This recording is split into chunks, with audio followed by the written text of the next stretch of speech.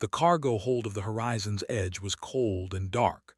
Lieutenant walked between the tall metal containers with a small scanner in his hand. This was his job every week. Check the cargo. Make sure nothing was damaged. Make sure nothing was missing. It was boring work, but someone had to do it. The ship was 3 weeks into a long journey. They were carrying medical supplies and machine parts to a colony on the edge of human space. Had done this route many times. He knew every container, every corner of this cargo hold. He knew the sounds the ship made when it moved through space. He knew when something was wrong. Tonight something was wrong. He stopped walking, he listened. There it was again, a soft sound, like breathing, like someone trying very hard not to make any noise. Put his hand on the weapon at his side. He did not pull it out, not yet. He moved slowly toward the sound. It was coming from behind a stack of supply crates in the far corner of the hold. "Hello," he said. His voice was calm. "I know someone is there. Come out slowly." Nothing happened. The breathing got faster. Whoever was hiding was scared. Walked around the crates. He pointed his light into the dark corner. What he saw made him stop. There was a girl. At least she looked like a girl. She was small and thin, sitting on the floor with her knees pulled up to her chest. Her skin was pale lavender, like the color of flowers in spring. Her eyes were large and silver, with no pupils that he could see. Small ridges ran along her temples and disappeared into her hair, which was white and cut very short. She was not human, that was clear. She was also terrified. When the light hit her face, she raised her hands to protect herself. She made a sound, a word in a language did not know. Her whole body was shaking. Lowered his light. He did not want to scare her more. He looked at her carefully. Her clothes were torn and dirty. He could see her bones through her skin. She was too thin, much too thin. When was the last time she had eaten? He also saw marks on her wrists, old scars, the kind that came from being tied up for a long time. Had been a soldier before he joined this ship. He had seen refugees. He had seen prisoners. He had seen the look in the eyes of people who had lost all hope. This girl had that look.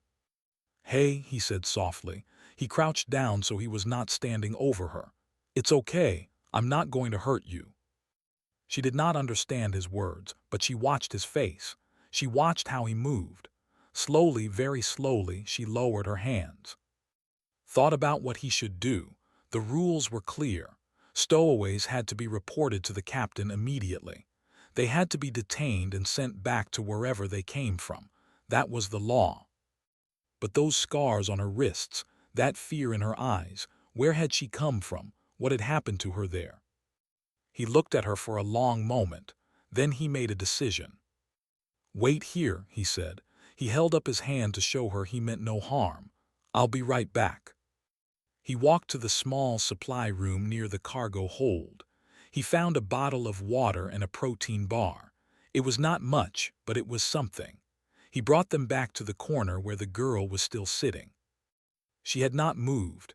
She was watching him like a small animal watches a predator, ready to run, ready to die. Sat down on the floor a few meters away from her. He put the water and food between them. Then he pushed them gently toward her. "Food," he said. He pointed to his mouth. "Eat." She looked at the items. Then she looked at him. She did not trust him. Why would she? She did not know him. She did not know humans.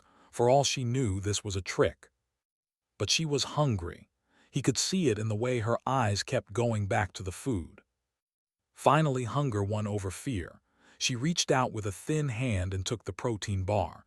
She opened it and took a small bite. Then another. Then she was eating so fast she almost choked. "Slow down," said gently. "There's more, you don't have to rush." She finished the bar and drank the water. She drank all of it without stopping. When she was done, she looked at him again. This time there was something different in her silver eyes. Not trust. Not yet, but maybe the beginning of something. Maybe hope. His communicator beeped. The captain was calling for the cargo report. He looked at the device. Then he looked at the girl. The rules said he had to report her. The rules said she was not his problem. The rules said a lot of things. But remembered something his grandmother used to tell him when he was young. She used to say that laws were made by people, and people were not always right. She used to say that sometimes you had to listen to something deeper than rules. You had to listen to your heart. His heart was telling him something now. It was telling him that this girl had run from something terrible. It was telling him that sending her back would be wrong. It was telling him that he had to help her, even if he did not know how. He turned off his communicator. "Okay," he said to himself, "okay." He looked at the girl. She was still watching him. She had seen him look at the device. She had seen him turn it off. Maybe she understood what that meant. Maybe she did not, but something in her face changed. The fear was still there, but it was a little less now. Pointed to himself, he said, "My name is." The girl tilted her head. She did not understand. He pointed to himself again. Then he pointed to her and raised his eyebrows. She was silent for a moment. Then she opened her mouth and made a sound. It was soft and musical, like wind through leaves. It was not a sound human mouths could make easily. Tried to repeat it. He failed badly. The girl made another sound. It took him a moment to realize she was laughing. It was quiet and short, like she had forgotten how to do it properly, but it was a laugh. Smiled, "Okay, we'll work on names later." He stood up slowly. The girl tensed, but she did not run. "I have to go," he said. He pointed to the door, then back to her. "But I'll come back tomorrow, more food, okay?" She did not understand his words, but maybe she understood his meaning. She gave a tiny nod. Walked to the door. He stopped and looked back at her one more time. She was still sitting in that corner, thin and scared and alone, but she was alive. She had survived long enough to get here. Now she had to survive a little longer. Left the cargo hold. He walked to the bridge and gave the captain a normal report. Everything in the cargo hold was fine, he said. Nothing unusual. It was the first lie he had ever told on this ship. He had a feeling it would not be the last. That night lay in his small bed and stared at the ceiling. He thought about the girl in the cargo hold. He thought about those silver eyes and those scars on her wrists. He thought about where she might have come from and why she was so afraid. He did not have answers, not yet. But he knew one thing for certain. He was going to help her. No matter what it cost him, he was going to help her. Because that was what humans did. They helped. 2 weeks had passed since found the girl. Every day he brought her food and water. Every day he sat with her for a few minutes. He talked to her even though she did not understand. He told her about the ship. He told her about Earth. He told her about his family. His voice seemed to calm her, so he kept talking. Slowly she began to trust him. She no longer shook when he came near. She no longer looked at the door like she wanted to run. Sometimes when he had to leave, she would reach out her hand toward him. She never touched him, but the gesture said everything. "Don't go. Please don't go." Knew he could not keep this secret forever. The ship was not big. Someone would find her eventually. He needed help. So he went to the one person he thought he could trust. Dr. Park was the ship's doctor and language expert. She had studied alien languages for 20 years. She had worked with species from across the galaxy. If anyone could talk to the girl, it was. Found her in the medical bay, looking at some test results on her screen. She was a small woman with sharp eyes and gray hair that she kept in a neat bun. She did not smile often, but knew she was kind. She had saved his life once, when he got sick on a mission 2 years ago. He said, "I need to show you something, and I need you to promise not to tell the captain, not yet." Looked at him for a long moment. She could see that he was serious. She could see that he was worried. "This sounds like trouble," she said. "It is," admitted, "but it's the right kind of trouble." Sighed, then she stood up. "Show me." Led her to the cargo hold. When saw the girl, she stopped walking. Her eyes went wide. Then they went professional. She was a doctor. She had seen many things. She knew how to stay calm. "Oh my," she said quietly. "Where did she come from?" "I don't know," said. "I found her 2 weeks ago. She was hiding behind the crates. She can't speak any language I know. She can't tell me anything." Walked closer to the girl. The girl tensed but did not run. She had learned that was safe. Maybe his friend was safe too. Crouched down and looked at the girl carefully. She looked at the lavender skin, the silver eyes, the ridges on her temples. Then she saw the scars on the wrists. His face changed. Something dark passed over her eyes, something angry. "I've seen marks like this before," she said. Her voice was very quiet. "On prisoners, on slaves." Nodded, "I know." Stood up and turned to him. "We need to find out who she is and where she came from. I have a neural translation device. It takes time, but it can help us learn her language. We can teach her ours." "How long?" asked. "A few days to start, a few weeks to really communicate." Looked at the girl. She was watching them with her big silver eyes. She looked tired, she looked scared, but there was something else now, something like hope. "Do it," he said. The next few days were slow and difficult. Came to the cargo hold every day with her equipment. She put a small device on the girl's temple. The device read her brain waves when she spoke.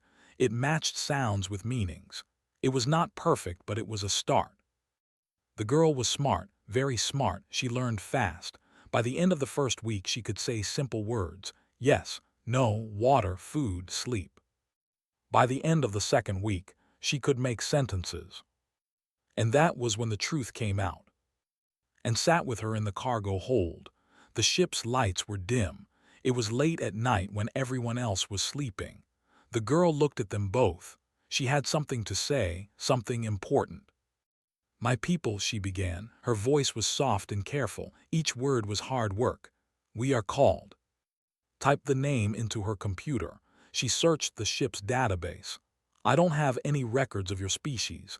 You must be from far away." The girl shook her head. "No records, deleted on purpose, so no one knows, so no one helps." Felt cold. Deleted by who? The girl's silver eyes grew sad. Deep, terrible sadness, the kind that never goes away. "The Dominion," she said. His face went pale. She knew that name. Everyone who traveled in space knew that name. The Dominion was a powerful empire on the far side of the galaxy. They controlled hundreds of star systems. They were rich and strong and dangerous. "The Dominion conquered your planet?" asked. The girl nodded. "Long ago, before my mother was born, before her mother, three generations. My people are not free, we are." She struggled to find the word. "Property, we are property." His hands closed into fists. "Slaves, you're saying your people are slaves?" "Yes," the word was barely a whisper. "We are born to serve, we work, we entertain." She could not say more, she did not have to. The look on her face said everything. "And you escaped," said gently. "Yes, I hid in cargo, moved from ship to ship, many weeks. I did not know where I was going. I only knew I had to run." Leaned forward. "What happens if they catch you, if they find you?" The girl was quiet for a moment. When she spoke, her voice was empty. "They will take me back. They will punish me. They will make me an example, so others do not try to run." Put her hand over her mouth. Could see tears in the doctor's eyes. He felt the same burning in his own chest. Anger, sadness, helplessness. "There must be something we can do," he said. "Someone we can talk to, some law that protects her." Shook her head slowly. "The Dominion has a treaty with the Galactic Council. By interstellar law, she is property. If they ask for her back, we have to give her back." "That's not law," said. "That's evil." "Sometimes," said quietly, "they are the same thing." The girl watched them talk. She understood enough to know what they were saying. She understood that there was no easy answer. She understood that she was in danger, and so was everyone who helped her. "I am sorry," she said. "I should not have come here. I bring you trouble. I can leave. I can find another ship, I can. No, his voice was firm. You're not going anywhere, we're going to figure this out, we're going to help you. The girl looked at him. She did not cry. Maybe she had forgotten how, but something in her silver eyes was breaking. Why, she asked. Why do you help me? You do not know me, I am nothing, I am no one. Reached out and took her hand. It was small and cold and trembling. Because you're a person, he said, and that's enough. Wiped her eyes and stood up. We can't keep this secret much longer. The captain needs to know. We need the whole crew if we're going to protect her. Nodded, he knew she was right. The time for hiding was over. Now came the hard part. But first, there was one more thing. You need a name, he said to the girl. Something we can call you, something that's yours. The girl thought about this. She looked at its computer screen. There was a picture there from his collection, a picture of a flower from Earth. It had soft petals in a shade of purple that was almost lavender. What is that called? The girl asked. Smiled. That's a flower called, it's a lily. The girl touched the screen gently. She said, I like this word, this can be my name. Smiled. It was the first time he had smiled in days. He said, Welcome to the horizon's edge. Looked at him. For just a moment, a tiny moment, she smiled back. It was a small thing. But in the darkness of that cargo hold, in the cold of space, in a universe full of cruelty and fear, it felt like the most important thing in the world. 1 month had passed since found in the cargo hold. She was no longer hiding. The whole crew knew about her now. Some of them were kind, some of them were worried, all of them were scared. Because the Dominion was coming. Captain stood at the front of the meeting room. He was a tall man with a calm face and gray eyes that had seen many things. He had been a captain for 15 years. He had led his crew through storms and battles and disasters. He always knew what to do. But today he did not look certain. Today he looked tired. Long-range sensors have detected a Dominion patrol vessel, he said. His voice was steady, but everyone could hear the worry underneath. They are in this sector. They are searching for something. We all know what they are searching for. The room was silent. 8 people sat around the table, was there, and 5 others who had become part of Story, whether they wanted to or not. Navigator Lee spoke first. He was young and smart and always thought about numbers and logic. Captain, I need to say something. I know this is hard. I know we all care about the girl, but we have to think about the bigger picture. Felt his jaw tighten. He knew what was going to say. We are one ship, continued. We have 47 people on board, 47 families waiting for us to come home. The Dominion is powerful. If we hide this girl and they find out, they won't just take her. They'll destroy us. They'll make an example of us. So what do you suggest? Asked. His voice was cold. Looked down at the table. He could not meet's eyes. I suggest we contact the Dominion. We tell them we found her by accident. We hand her over. We say we didn't know who she was. Hand her over. Repeated the words like they were poison. You want us to give a teenage girl back to the people who kept her as a slave. I want us to survive, said. I want to see my wife again. I want to see my son. Is that so wrong? No one answered. The silence was heavy. Chief Engineer cleared his throat. He was an older man with big hands and a quiet voice. He did not talk much, but when he talked, people listened. I understand your fear, he said. I have a family too, but I also have a memory. My grandmother was a refugee.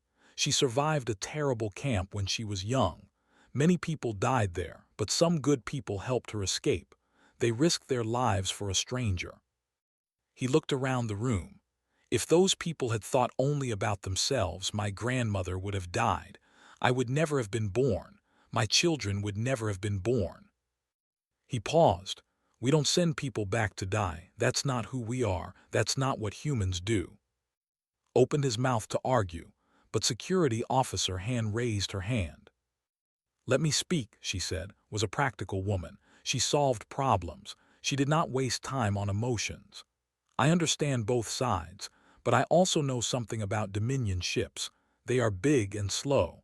They are not built for chasing small cargo ships. If we change our route and keep our heads down, we might avoid them completely. And if we don't, asked. If we don't, said, we hide her. We change the records. We say we never saw her. The Dominion has no proof she is on this ship. They cannot board us without cause. We have rights under galactic law even against them. That's a big risk, said. Yes, agreed, but it's a risk I'm willing to take. Captain listened to everyone. He did not interrupt. He did not judge. When the arguing stopped, he looked at. You found her, he said. You hid her. You started all of this. What do you think we should do? Did not answer immediately. He thought about. He thought about how scared she was when he first found her. He thought about how she ate like she had not seen food in weeks.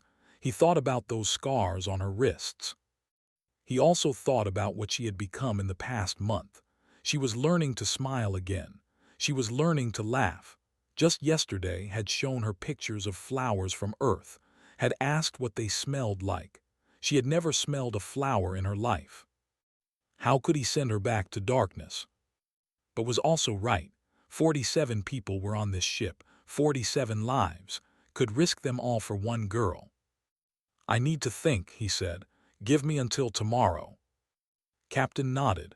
We have a little time, but not much. Think carefully. Whatever we decide together. That night walked to the observation deck. It was a small room with a big window that looked out at the stars. The crew came here when they needed to think, when they needed to be alone. Was already there. She was sitting on the floor, her back against the wall, her silver eyes fixed on the stars. She heard come in, but she did not turn around. I used to dream about this, she said softly. When I was in the dark, I would close my eyes and imagine the stars. I would imagine being free, flying through space, going anywhere I wanted.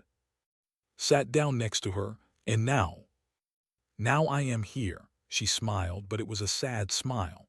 For a little while I was free. That is more than most of my people ever get. Felt something tighten in his chest. We're going to protect you. We're going to. I know what your crew is talking about, she said. I know some people want to send me back. I understand. I am not angry. You should be angry, said. This isn't fair.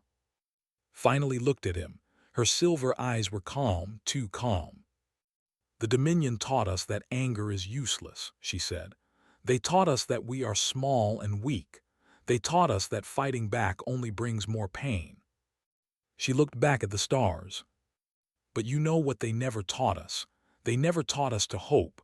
They tried to kill that part of us, but they failed. Because every night in the darkness I would look at the stars and dream of something better. She reached out and touched the window. I never thought I would actually see them like this, up close, beautiful. Watched her for a long moment.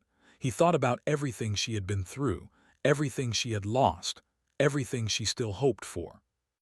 And in that moment, he knew what he had to do. He said, I promise you something, right here, right now. I promise that I will not let them take you. Whatever happens, whatever it costs, you are not going back. Looked at him. There were tears in her silver eyes, the first tears he had ever seen her cry. You cannot promise that, she whispered. You do not know what will happen. No, agreed.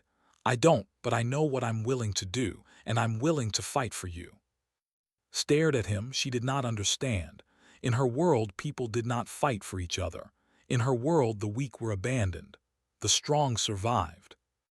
Why, she asked. It was the same question she had asked before. Why do you care about me? Thought about his grandmother. He thought about her stories of refugees and survivors. He thought about the good people who risked everything for strangers. Because that's what we do, he said. Humans. We fight for people who cannot fight for themselves. It's messy. It's dangerous. Sometimes we fail, but we try. We always try. Was quiet for a long time. Then she reached out and took his hand. I wish I had met humans sooner, she said. I wish my people knew there were beings like you in the universe. squeezed her hand gently. Maybe someday they will. They sat together in silence, watching the stars. Somewhere out there, a Dominion ship was hunting. Somewhere out there, danger was coming. But in this moment, in this small room, they had peace. Tomorrow, the real fight would begin. 6 weeks since found, 6 weeks of hiding, 6 weeks of hopping. The hope ended on a Tuesday morning. Was eating breakfast in the crew hall when the alarm went off. It was not the normal alarm. It was the emergency alarm, the one that meant real danger. He ran to the bridge. The other crew members were already there. Captain stood at the main screen, his face hard like stone. On the screen was a ship, a massive ship, black and sharp, with weapons that glowed red in the darkness of space. The symbol on its side was familiar to everyone. 3 circles connected by lines, the mark of the Dominion. "They found us," said. His voice was shaking. "They may not know she's here," said. "They might just be doing a routine check." As if to answer her, the communication screen lit up. A face appeared. It was not human. The creature had bone-white skin and eyes like black holes. He wore armor the color of dried blood. When he spoke, his voice was cold like death. "Human vessel Horizon's Edge. This is Commander of the Dominion. We are conducting asset recovery operations in this sector. You will stop your engines and prepare for inspection." Captain stepped forward. "Commander, this is a civilian cargo ship. We are carrying medical supplies. We have nothing that belongs to you." The commander's lips pulled back in what might have been a smile. "We will decide that. Stop your engines. If you try to run, we will destroy you. This is not a request." The screen went dark. For a moment, no one moved. No one spoke. The weight of what was happening pressed down on everyone like gravity. Then turned to the captain. "Sir, we have to give her up. You heard him. They will destroy us. 47 people will die for one alien girl." He started. "No," his voice cracked. "I'm sorry, I know you care about her, but this is real. This is happening. We cannot fight the Dominion. We cannot win." Stepped forward. "We can delay, stall them. Maybe a patrol will come, maybe." "No one is coming," said. "We are alone out here. The only choice is surrender her or die." The bridge was silent. Everyone looked at Captain. He stood very still, thinking. His gray eyes were impossible to read. "Stall them," he said finally. "I need time." Nodded. "I'll tell them we have technical problems, engine trouble. It'll buy us an hour, maybe 2. "That's not enough," said. "It will have to be enough," the captain replied. Then he looked at, "Where is she?" "Observation deck," said. "She goes there when she's scared." "Go to her, stay with her. I need to think." Nodded and left the bridge. He found exactly where he knew she would be. She was standing at the window, looking out at the stars. But now the Dominion ship was visible too. A dark shape against the light, a monster waiting to swallow her. She heard him come in. She did not turn around.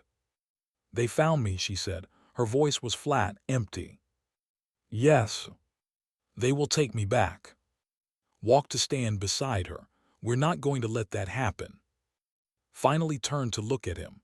Her silver eyes were strange, not scared, not angry, just tired, like she had been running her whole life and finally could not run anymore. "You cannot stop them," she said. "They are too strong. If you fight, you will die. Your whole crew will die." "Listen to me." She took his hands in hers. Her fingers were cold. "I understand now. I understand what you and your people do. You fight for others. You risk everything for strangers. It is beautiful. It is the most beautiful thing I have ever seen." Her voice broke just a little. "But I cannot let you die for me. I cannot be the reason your families lose you. I cannot carry that weight." Felt his heart breaking. "What are you saying?" Let go of his hands. She stood up straight. She took a deep breath. "I am saying I will go to them. I will surrender. I will tell them you did not know who I was. I will tell them I tricked you. They will believe me. They think my people are stupid and weak.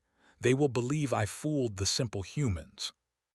No, his voice was firm. I won't let you. You cannot stop me. She started walking toward the door, toward the hallway, toward the airlock that would take her to the Dominion ship. Grabbed her arm. Wait, please. She stopped. She did not turn around. I understand, she said again. I am not angry. You and your crew, you gave me something I never had before. You gave me kindness. You gave me hope. For 6 weeks I was free. For 6 weeks I was happy. Her voice grew very quiet. That is more than I ever dreamed of. That is enough. She pulled her arm free and took another step. Then she stopped. Her shoulders started shaking. Her breath came in short, broken gasps. She was trying so hard to be brave. She was trying so hard to be strong. But she was just a girl. A scared, lonely girl who had been running for so long. Slowly she turned around. There were tears on her lavender cheeks, tears like silver starlight.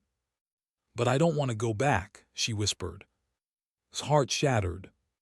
I know I have to, I know it's right, I know I am saving you by leaving, but her voice broke completely. Please, please don't send me back. I will be good. I will be quiet. I will not eat much. I will work hard. I will do anything, just please. She fell to her knees. Her whole body was shaking with sobs. Please don't send me back. I'm so scared. I don't want to go back to the dark. I don't want to be hurt again. Please, please. Crossed the distance in 3 steps. He dropped to his knees beside her. He wrapped his arms around her and held her tight. No one is sending you anywhere, he said. His voice was rough. There were tears in his own eyes. Do you hear me? No one, not today, not ever. Buried her face in his chest. She cried like she had never cried before. All the pain, all the fear, all the years of suffering came pouring out. Held her and let her cry. He stroked her white hair and told her it would be okay. He did not know if it was true. He did not know if they could really protect her. But he knew one thing. He would die before he let them take her. After a long time, his crying slowed. She looked up at him with red-rimmed silver eyes. You really mean it, she said. You will fight for me. Yes. You might die. Maybe. Why? Thought about the question. He thought about everything he had learned in his life, about duty, about honor, about what it meant to be human. Because some things are worth dying for, he said. Freedom is one of them. And you deserve to be free. Stared at him. She did not have words. So instead, she hugged him again. She held on like he was the only real thing in the universe. Hugged her back. Somewhere outside, the Dominion ship was waiting. Somewhere outside, a monster wanted to take her back to hell. But in this room, in this moment, there was only love. And love, thought, was the most human thing of all. The Dominion ship moved closer. Its weapons glowed brighter. Commander was done waiting. Captain stood on the bridge of the horizon's edge. Around him, his crew was silent, scared, ready. They had made their choice. Now it was time to see if that choice would kill them.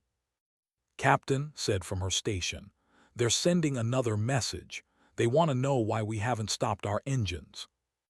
Nodded, he straightened his uniform. He took a deep breath. Open a channel. The screen lit up. Commander's bone-white face appeared. His black eyes looked angry now. He was not used to waiting. Human vessel, he said, you are testing my patience. Surrender the asset or be destroyed. Stepped forward. His voice was calm. His face showed no fear. Commander, I am captain of the Earth vessel Horizon's Edge. I have something to say to you. His lips curled in disgust. You have nothing to say that interests me. Surrender the runaway now. The individual you are looking for, said, has requested asylum under Article 7 of the United Earth Charter.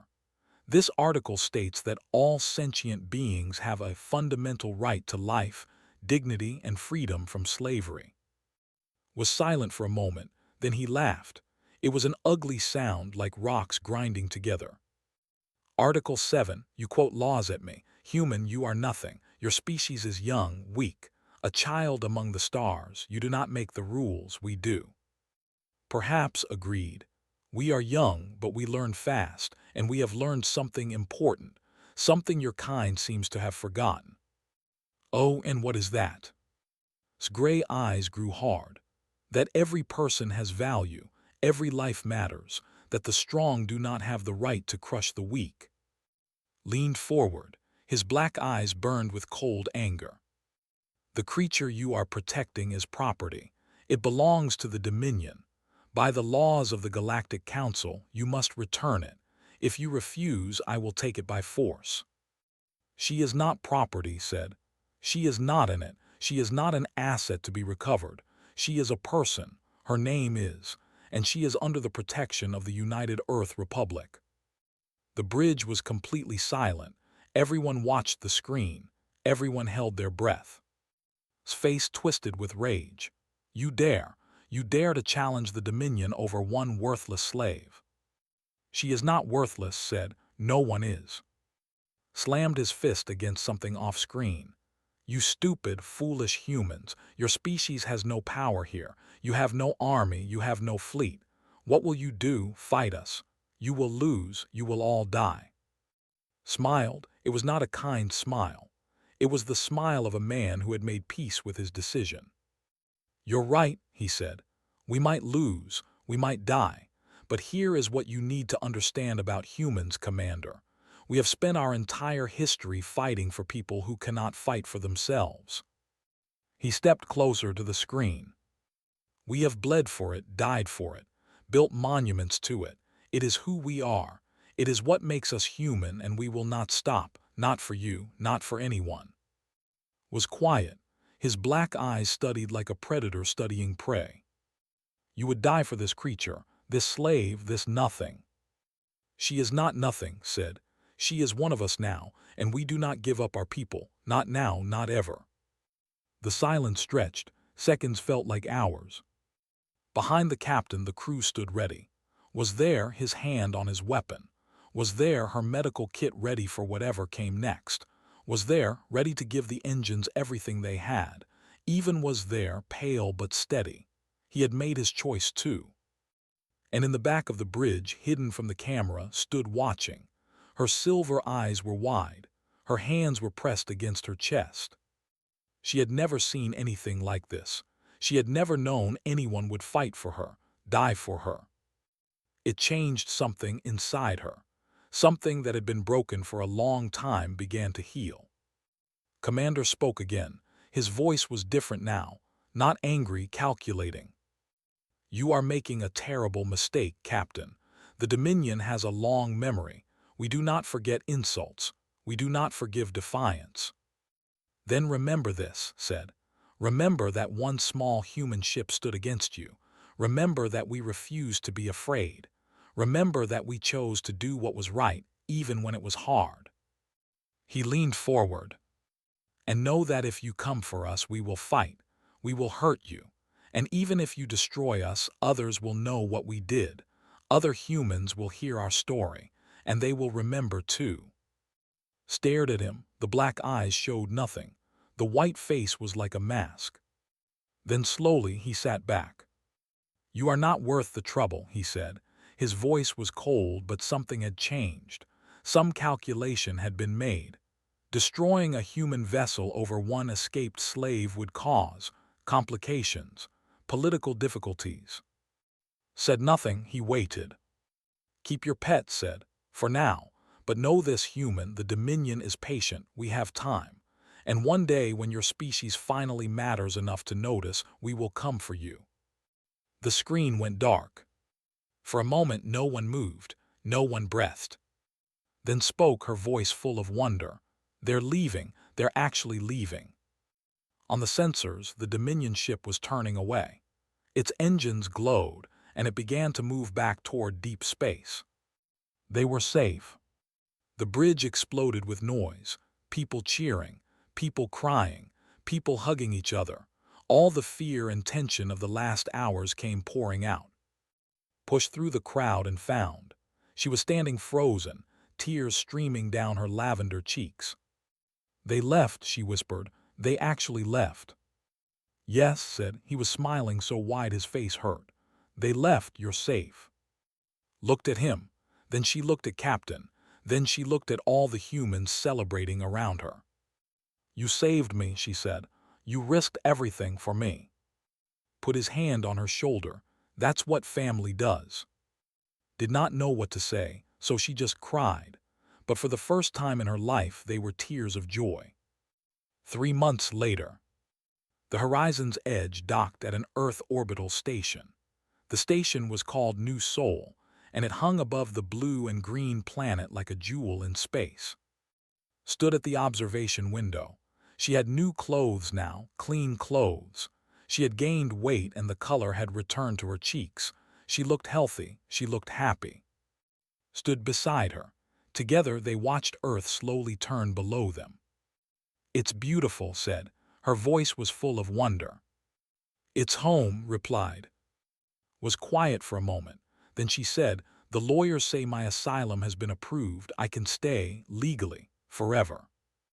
I know, smiled at her. How does it feel? Strange, admitted. Good strange. I never thought I would have a home. I never thought I would have a future. She reached out and took his hand. Thank you, she said, for everything, for finding me, for believing in me, for fighting for me.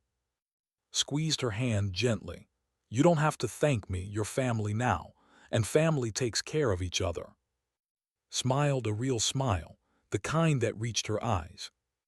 I want to do something, she said, for my people, though they are still out there, still suffering, still waiting for someone to help them.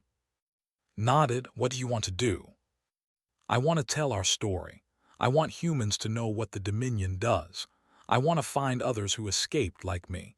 Maybe together we can make a difference. Maybe we can give my people hope. Looked at her, at this brave, strong, incredible girl who had survived so much. I think that's a wonderful idea, he said, and I'll help you, whatever you need. Looked at Earth again, this blue world that had given her shelter, this strange species that had risked everything for a stranger. Somewhere out there the Dominion still ruled, still enslaved, still believed themselves to be superior. But they were wrong. Because humanity had something they could never understand, something stronger than weapons, something more powerful than fear. Compassion, kindness, love. Watched the sun rise over Earth's edge. The light spread across the planet like a promise. It was the most beautiful thing she had ever seen. And it was home.